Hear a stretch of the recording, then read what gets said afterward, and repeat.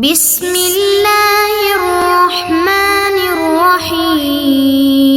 بسم اللہ الرحمن الرحیم۔ السلام علیکم ورحمۃ اللہ وبرکاتہ۔ عزیز طلبہ، امید ہے بخیر عافیت ہوں گے۔ تفسیر جلالین سورۃ النساء سبق نمبر 188 کے ساتھ آپ کے سامنے حاضر ہیں۔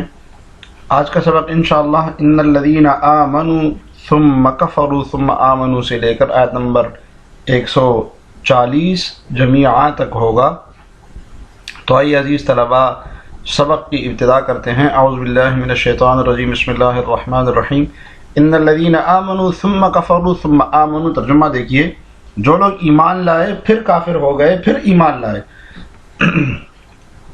ثم کفروا ثم ازدادوا کفرا، پھر کافر ہو گئے پھر کفر میں بڑھتے ہی چلے گئے، لم یکن اللہ لیغفر لہم، اللہ ان کو بخشنے والا نہیں ہے، ولا لیہدیہم سبیلا، اور نہ انہیں راستے پر لانے والا ہے۔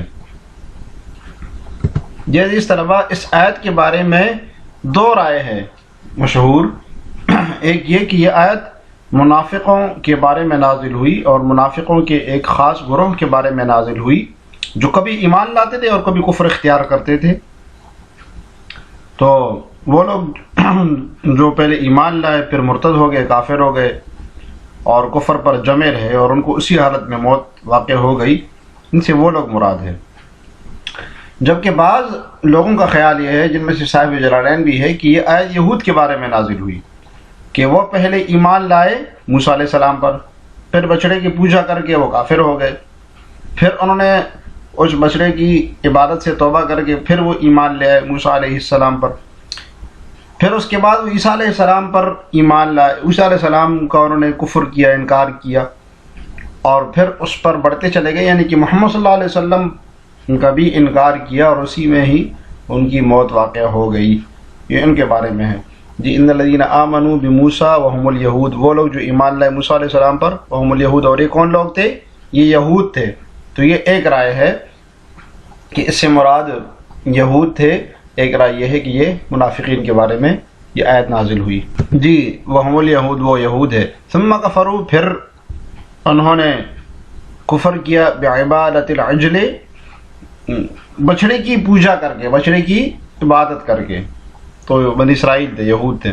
ثم آمنوا، پھر وہ ایمان لے آئے، بعدہ، اس کے بعد موسیٰ علیہ السلام جب واپس آ گئے کوہ طور سے تو یہ بچڑے کی پوجا کر رہے تھے، تو پھر انہوں نے توبہ کر لیا اور موسیٰ علیہ السلام پر پھر ایمان لے آئے۔ ثم کفروا، پھر وہ انہوں نے کفر کیا عیسیٰ علیہ السلام پر، پھر عیسیٰ علیہ السلام کے منکر ہو گئے وہ۔ ثم ازدادوا کفرا، پھر محمد صلی اللہ علیہ وسلم کا انکار کر کے کفر میں ترقی کر گئے۔ ثم ازدادوا کفرا، پھر کفر میں ترقی کر گئے، محمد صلی اللہ علیہ وسلم کا انکار کر کے۔ ازدادوا کفرا کا ایک مطلب یہ ہے کہ ماتوا، یعنی اسی میں ان کو ان کی موت واقع ہو گئی۔ لم یکن اللہ لیغفر لہم، اللہ تعالیٰ ہرگز ان کی مغفرت نہیں کرے گا، ہرگز ان کی مغفرت نہیں کرے گا۔ ما قاموا علیہ، جب تک وہ کفر پر قائم ہے، ما قاموا علیہ، ما اقاموا علیہ، جب تک وہ اس پر قائم ہے کفر پر، یعنی یہ کہ کفر سے ہٹ کر اگر ایمان لے آئے پھر مغفرت ہو جائے گی۔ ولا لیہدیہم سبیلا، اور نہ ان کو حق کی طرف سیدھا راستہ دکھائے گا۔ طریقہ غیر الحق سبیلا سے کیا مراد ہے؟ حق کی طرف سیدھا راستہ۔ بشر المنافقین بأن لهم عذابا علیما، تم منافقوں کو خوشخبری سنا دو کہ بلا شبہ ان کے لیے دردناک عذاب ہے جی۔ بشر، اخبر یا محمد، اے محمد صلی اللہ علیہ وسلم آپ ان منافقوں کو بتا دیجئے، ان منافقوں کو خبر دے دیجئے۔ اخبر یا محمد، ان کو خبر دے دیجئے۔ ایک سوال پیدا ہوتا ہے کہ منافقوں کو عذاب کی خبر دی جا رہی ہے، اس کو تبشیر، خوشخبری سے کیوں تعبیر کیا گیا؟ بشر، خوشخبری سنا دیجئے ان کو خوشخبری سنا دیجئے۔ تو اس کا جواب یہ ہے کہ خوشخبری کا مفہوم بیان کیجئے۔ تو مفسر نے اس لیے اخبر سے اس کی تفسیر کی کہ مطلقاً خبر مراد ہے، جو کہ خوشخبری کا مفہوم ہوتا ہے، یعنی کہ خبر دینا۔ تو اس کو اس انداز میں بیان کیا تو بشارت کے طور پر، تو یہ اعلیٰ سبیل التحکم، اعلیٰ سبیل الاستہزاء، ان کی استہزاء کے لیے ان کو خوشخبری سنا دیجیے، ان لهم عذابا علیما، مؤلمن هو عذاب النار، مؤلمن یعنی درد دیا گیا عذاب، وہ عذاب النار وہ کیا ہے، مصداق اس کا وہ آگ کا عذاب ہے۔ الذین یتخذون الکافرین اولیاء من دون المؤمنین، اور وہ جو مومنوں کو چھوڑ کر کافروں کو اپنا دوست بناتے ہیں، اور وہ جو مومنین کو چھوڑ کر کافروں کو اپنا رفیق اور مددگار بناتے ہیں، مومنوں کو چھوڑ کر کافروں کو اپنا مددگار بناتے ہیں۔ ایبتغون عندهم العزۃ فإن العزۃ للہ جمیعا، کیا وہ چاہتے ہیں عندهم العزۃ کہ ان کے پاس انہیں عزت ملے، کیا وہ چاہتے ہیں کہ ان کے پاس عزت ملے؟ فإن العزۃ، پس بے شک ہر طرح کی عزت، تمام عزتیں للہ جمیعا، سب کی سب جتنی بھی عزتیں ہیں سب اللہ ہی کے لیے ہے۔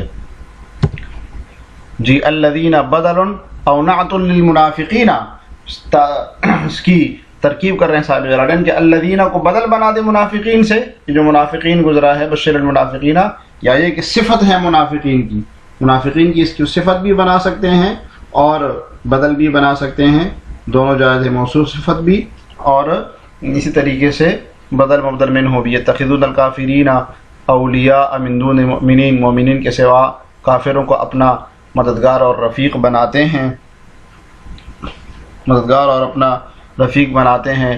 لما یتمہمون فیہم من القوت، لما یتوہمون، اس وہم اور اس خیال سے فیہم من القوت کہ انہیں طاقت اور شوکت حاصل ہے، فیہم کہ وہ طاقت اور شوکت میں ہے۔ ایبتغون یطلبون، کیا وہ چاہتے ہیں اس دوستی سے، اس موالات سے، عندہم العزت، ان کے پاس عزت، استفہام و انکار، یہ استفہام انکاری ہے کہ ان کو عزت ان کے پاس نہیں ملے گی، کیا مطلب؟ ای لا یجدونہا عندہم، یعنی ان کے پاس ان کو عزت نہیں ملے گی۔ فإن العزت، کیونکہ تمام کی تمام عزتیں اللہ جمیعا، اللہ تعالیٰ ہی کے لیے ہے، فی الدنیا، دنیا میں بھی، والآخرت، اور آخرت میں بھی، ولا ینالھا الا اولیاؤہ، اور نہیں حاصل کرتے مگر صرف اس کے دوست، یعنی جو اس کو دوست بناتے ہیں، رفیق بناتے ہیں، وہ عزت تو اللہ کے دوست ہی حاصل کر سکتے ہیں۔ جی وقد نزل علیکم فی الکتاب ان اذا سمعتم آیات اللہ یکفر بها ویستہزأ بها فلا تقعدوا معهم، ترجمہ دیکھیے، اور اس نے کتاب میں تم پر یہ حکم نازل کیا ہے، ان اذا سمعتم آیات اللہ، کہ جب تم اللہ کی آیتوں کو سنو کہ ان کا انکار کیا جا رہا ہو، ان اذا سمعتم آیات اللہ یکفر بها، کہ تم اللہ کی آیتوں کو سنو کہ ان کا انکار کیا جا رہا ہو، ویستہزأ بها، اور ان کا مذاق اڑایا جا رہا ہو، فلا تقعدوا معهم، تو ایسے لوگوں کے ساتھ اس وقت تک مت بیٹھو، حتی یخوضوا فی حدیث غیرہ، جب تک وہ کسی اور بات میں مشغول نہ ہو جائیں، انکم اذا مثلہم، ورنہ تم بھی انہی جیسے ہو جاؤ گے۔ ان اللہ جامع المنافقین والکافرین فی جہنم جمیعا، یقین رکھو کہ اللہ تمام منافقوں اور کافروں کو جہنم میں اکٹھا کرنے والے ہیں۔ جی اس آیت میں کافروں کی مجلس میں بیٹھنے کی ممانعت کے بارے میں اور منافقین کی دوغلی باتوں، دوغلی پالیسی کا ذکر ہے۔ تو ایک اہم حکم بیان کیا جا رہا ہے کہ جب تم کافر لوگوں کو دیکھو کہ وہ اللہ کی آیات کا مذاق اڑا رہے ہوں یا اس پر اعتراض کر رہے ہوں، تو ان کے ساتھ ان کے مجلس میں شریک نہ ہو جانا۔ وہ جب لہو لعب کر رہے ہوں اور قرآن آیات پر تان کر رہے ہو، تو حکم یہ ہے کہ ایسے موقع پر ان کو چھوڑ کر چلے جاؤ، ان کے ساتھ بیٹھو نہیں، ان کے ساتھ اس مشغلے میں مشغول نہ ہو جاؤ، ان سے دور ہی رہو۔ تو سورہ انعام میں بھی اس کا ذکر ہے، مسلمانوں کو تنبیہ فرمائے کہ ایسے موقع پر ان کے ساتھ نہیں بیٹھو بلکہ اٹھ کے چلے جاؤ، بس ان کے غلط عقیدے میں شریک نہ ہو جاؤ، اگر تم شریک ہوگے تو پھر گناہ میں بھی ان کے ساتھ شریک ہو جاؤ۔ تو صاحب روح المعانی نے لکھا ہے کہ اس آیات میں استدلال ہے اس بات پر کہ فاسق اور اہل بدعت کے ساتھ بھی اٹھنا بیٹھنا حرام ہے، اور عبداللہ بن مسعود رضی اللہ عنہ کا بھی یہی مذہب ہے۔ اور روایت میں آتا ہے کہ ایک روزہ دار شخص شراب پینے والوں کے ساتھ بیٹھا ہوا تھا، تو عمر بن عبدالعزیز نے اس کی پٹائی کی اور یہ آیت تلاوت فرمائی کہ تم کیوں بیٹھے ہو ان کے ساتھ، تو اس آیت سے یہ بات معلوم ہو رہی ہے کہ جو لوگ کفریہ کاموں میں لگے ہوئے ہیں، کفریہ کام جو کر رہے ہیں، ان کی مخالفت فرض ہے، اور اگر کسی اور طریقے سے نہیں ہو سکتی تو اس طرح فرض ہے کہ ان کے ساتھ شامل نہ ہوا جائے، اس میں وہاں سے اٹھ کر چلا جائے.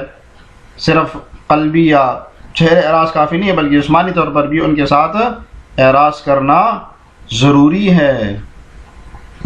جی تفسیر دیکھیے، وقد نزل بالبناء للفاعل والمفعول ہے. جی بالبناء للفاعل یعنی قد نزل بھی ہے معلوم کی صورت میں، والمفعول، اور قد نزل بھی ہے کہ نازل کی گئی ہے. اس صورت میں الکتاب مرفوع ہوگا. علیکم فی الکتاب، کتاب میں کتاب سے کون سی کتاب مراد ہے؟ القرآن.